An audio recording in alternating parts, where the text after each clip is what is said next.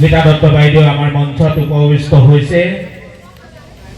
তেখেতে সুদূৰ গুৱাহাটীৰ পৰা আহি আমাৰ মাজত উপস্থিত হৈছেহি। তোমালোক হলা এতিয়া সেই বাগিচাত যে ফুলি আছে সৰু সৰু কলিবোৰ, সেই কলিবোৰৰ দৰে নাৰ্ছ। বাগিচাত ফুলি থকা সৰু যিবিলাক গোলাপৰ কলি থাকে, কি হয় দুদিনমান পিছত সেই ফুলবোৰ ফুলি বাগিচাখন বৰ সুন্দৰ কৰি দিয়ে।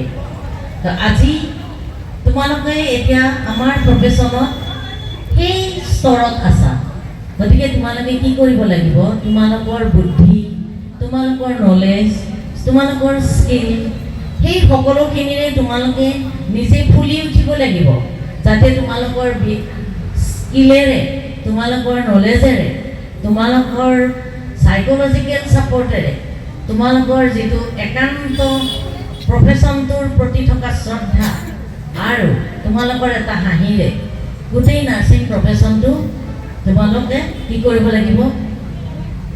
ফুলনিৰ দৰে ফুলাই তুলিব লাগিব। তেতিয়াহে সমাজখন আগবাঢ়ি যাব, হস্পিটেল এখনৰ উন্নতি হ'ব, আমাৰ সমাজৰ দুৰাৰোগ্য বেমাৰীবিলাকেও এটা মিঠা হাঁহি মাৰি যাব।